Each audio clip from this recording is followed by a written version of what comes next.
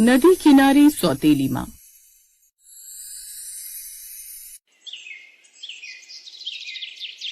नदी किनारे बैठी दुबली पतली 18 साल की सीता नाम की लड़की कपड़े धो रही थी। तभी नदी के पास बने उसके घर से उसकी सौतेली माँ रेनू की आवाज आती है। सीता, ओ सीता, कहाँ मर गई तू? कहीं नदी में कूद कर मर तो नहीं गई?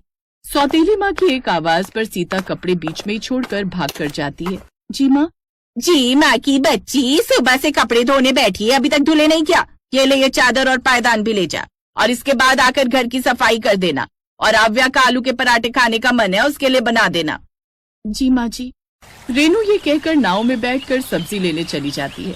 ढेर सारे कपड़े धोने के बाद वो आकर घर के काम करती है, जबकि उसकी सौतेली बहन आराम से खाट पर लेटी हुई थी, जिसे वो आलू का पराठा बना कर देती है। शाम को रोटी बनाने के बाद रेनू अपनी सगी बेटी को ताजी और घी लगी हुई रोटी और सौतेली बेटी यानी कि सीता को बासी रोटी खाने को देती है।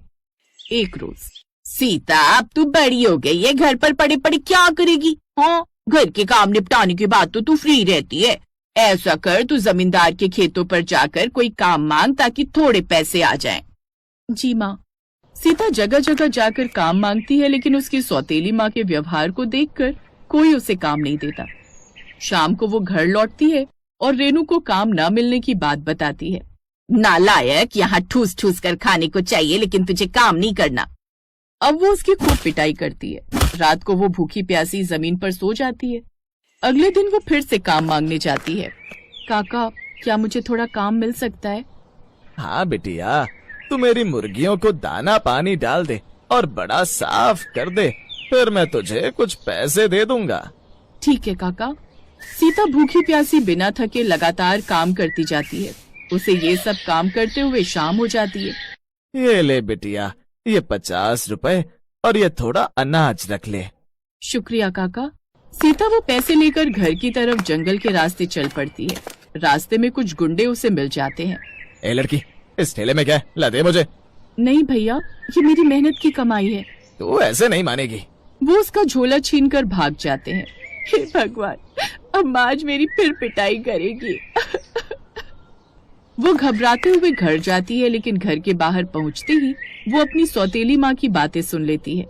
आज वो भिखारन खाली हाथ लौटी ना तो उसे मुझसे कोई नहीं बचा पाएगा। बाहर बहती हुई उस नदी में ही उसे काट कर फेंक दूंगी। नदी की लहरों के साथ बहती हुई इतनी दूर चली जाएगी कि किसी को उसकी लाश तक भी नहीं मिलेगी।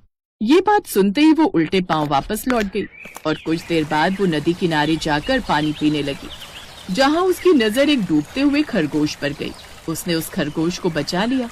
शुक्रिया दोस्त, मैं एक दिन तुम्हारी मदद जरूर करूंगा। Bye bye. कुछ दूर चलने पर उसे एक कुटिया दिखाई देती है, जहाँ एक साधु बाबा रहते थे। तुम कौन हो बेटी, और यहाँ क्या कर रही हो? सीता की आंखों से आंसू बहने लगते हैं और वो सारी बात साधु को बता देती है। मेरी तो कुछ समझ नहीं आ रहा, मैं कहाँ जाऊँ? बेटी, यहाँ से कोसों दूर एक राजमहल है, जहाँ राजा न्यायप्रिय दयालु राजा सबकी मदद करता है। वो हर उस इंसान की मदद करता है जो सच्चे मन से मेहनत करना चाहता है। अगली सुबह सीता राजा के उस महल में जाने के लिए निकलती है तो साधु महाराज उसे थोड़ा भोजन और एक पत्र राजा को देने को देते हैं। अब लगातार कड़ी धूप में चलते हुए वो उस महल पहुंचती है, जहां उस महल के द्वार पर खड़े पहरेदारों से कहती है, मुझे राजा से मिलना है। साधु महाराज ने उनके लिए एक संदेश भिजवाया है। चल निकल यहाँ से, न जाने कहाँ से आ जाते हैं। नहीं नहीं, मैं सच कह रही हूँ। वो अपना थैला देखकर उसमें से पत्र ढूंढने लगती है, लेकिन वो उसे कहीं नहीं मिलता। हे प्रभु, लगता है वो कहीं गुम हो गया। कहा था ना पाखंडी है, चल अब निकल यहाँ से। तभी उसकी नजर महल की खिड़की के पास एक लड़के पर जाती है। वो काफी कमजोर और उदास दिख रहे थे। सुनो, वो लड़का कौन है और इतना दुखी क्यों दिख रहा है? वो हमारे राजकुमार हैं, विक्रम राज। एक दुर्लभ बीमारी से पीड़ित हैं। कई वैद्यों को दिखा लिया, लेकिन उनकी बीमारी की कोई दवा नहीं कर पाया। उस राजकुमार को देखकर सीता को बड़ा दुख होता है। वो वहाँ से चली जाती है और जंगल में जाकर उस खरगोश को अपनी मदद के लिए बुलाती है। तभी वो खरगोश वहाँ आ जाता है। सीता उससे राजकुमार के इलाज के बारे में पूछती है। वो राजकुमार शरीर से नहीं बल्कि आत्मा से बीमार है। उसे प्रेम स्नेह के साथ कुछ जंगली जड़ी बूटियों की जरूरत है। जिससे वो पूरी तरह ठीक हो जाएगा। इस गुफा में केवल वही प्रवेश कर सकता है जिसने कभी कोई पाप न किया हो। मैं राजकुमार के लिए वो जड़ी बूटियां बनाऊंगी और उनकी देखभाल करूंगी। अब वो उसे एक घने जंगल के बीच बनी एक बड़ी ही खतरनाक गुफा तक ले जाता है। सीता उस गुफा के अंदर जाती है और उसमें से जड़ी बूटी तोड़कर ले आती है। मैं राजकुमार के लिए जीवन बाण दवा लाई हूँ जिससे वो स्वस्थ हो जाएंगे। राजा तक ये बात पहुंचाई जाती है।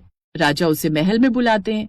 अगर वो पूरी तरह से ठीक हो गया तो तुम्हें वो सब मिलेगा जो तुम्हें चाहिए।